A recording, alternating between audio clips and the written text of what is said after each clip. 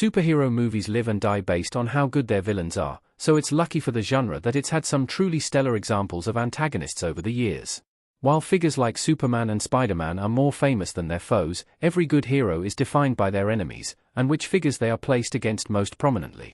This is as true in the world of movies as it is in the world of comics, if not perhaps even more so, since superheroes tend to have far fewer movie outings.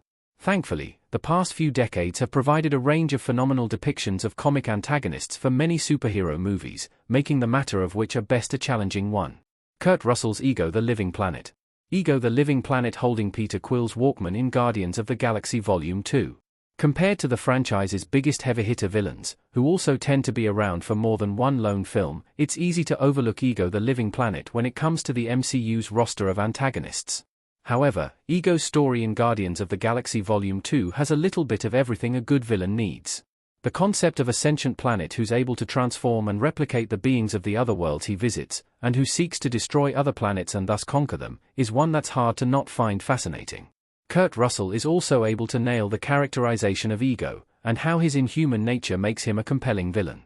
Ego's early setup in the film as a father reuniting with his long-lost son gives us enough positive screen time that the revelation Ego is responsible for killing Star-Lord's mother is truly the plot twist it deserves to be, flipping the story we knew on its head, and providing one of the easiest to hate supervillains in superhero movie history. Paul Dano's Riddler.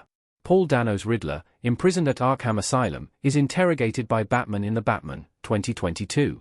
Much as the Penguin cemented its titular lead as one of the most interesting superhero show villains in the genre's history, The Batman focused on a version of the Riddler that was a truly fascinating take on the character, and demonstrated why the villain has been such a lastingly popular member of the Dark Knight's rogues gallery.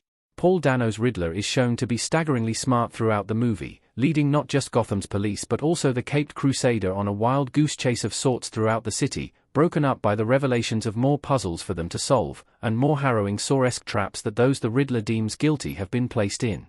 The fact that Dano's Riddler so clearly believes he and Batman are on the same side for most of the movie makes this story all the more gripping, and all the more nerve-wracking when the villain has a breakdown upon realizing this isn't the case, underlining his ego while also reiterating the issues with how Batman has operated thus far. Tom Hiddleston's Loki. Loki in Thor, Ragnarok looking off-screen while in chains. Loki's villain story is complex to look back at now, given the character has spent the past few years more squarely in the hero category instead, especially since the Loki Season 2 finale caps off with the character sacrificing himself to serve as a living conduit who keeps the multiverse together and intact. However, the fact Loki was capable of this trajectory after his introduction as an all-out villain is a testament to the way the MCU employed him. While Loki does despicable things in the Avengers, it's made clear he does care deeply for Thor and his family, albeit in a troubled way that's particularly warped when we're introduced to him. That said, Loki's capacity for change is teased from his earliest moments, and his growth over the course of the MCU pays off in terms of showing a clearly defined character arc from villain to hero twice over, once in the main MCU timeline, and once with the variant of the character who takes over for the events of Loki.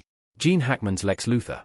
Christopher Reeve's Superman escorting Gene Hackman as Lex Luthor to prison in Superman, 1978. There have been several talented actors who have lent their talents to the role of Lex Luthor over the years, with Michael Rosenbaum's young Luthor being prolific and iconic, and Nicholas Holt's Lex Luthor being a stellar modern reimagining of Superman's iconic rival on screen. However, Gene Hackman's is perhaps the most lastingly important. Hackman's Luthor managed to be menacing while also keeping the classic and more playful charm of the original Superman movie series, and served as the perfect foil for Christopher Reeve's Superman, both in the villain's cynical, self-serving outlook, and the way in which the actor underlines Lex's ego and contempt for the Man of Steel in his every moment on screen. Willem Dafoe's Green Goblin. Willem Dafoe as the Green Goblin flying on his glider in Spider-Man, 2002. Spider-Man's movie roster has few bad villains, leaving plenty of room for competition when it comes to which Spider-Man movie villain did things best. That said, it's hard to not say that Willem Dafoe's performance as Norman Osborn, and then, of course, as the Green Goblin, is the strongest of the lot.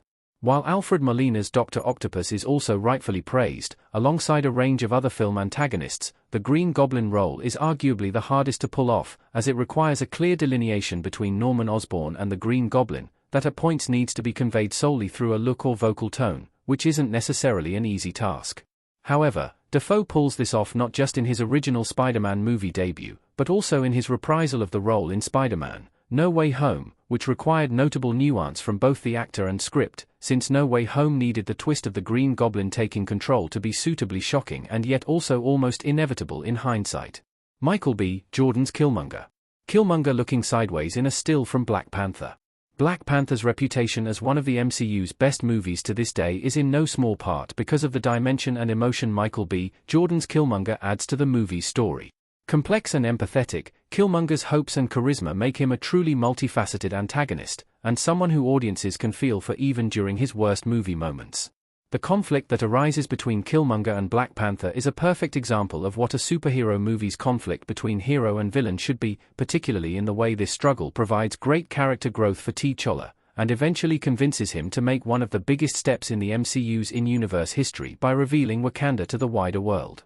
Killmonger's significance in the MCU was also great enough that the villain manages to return posthumously, and his scenes with Shuri in Black Panther, Wakanda Forever are some of the film's most significant, emphasizing the conflict Shuri herself undergoes internally in the film, and providing a substantial through-line for the movie series that helps define it. Jack Nicholson's Joker. Jack Nicholson's Joker dies in Tim Burton's Batman 1989. Batman's Joker is one of the most easily recognizable superhero movie villains of all time. Of course, some of this is down to how recognizable the Joker is, but a lot of this can be attributed to how well the design team nailed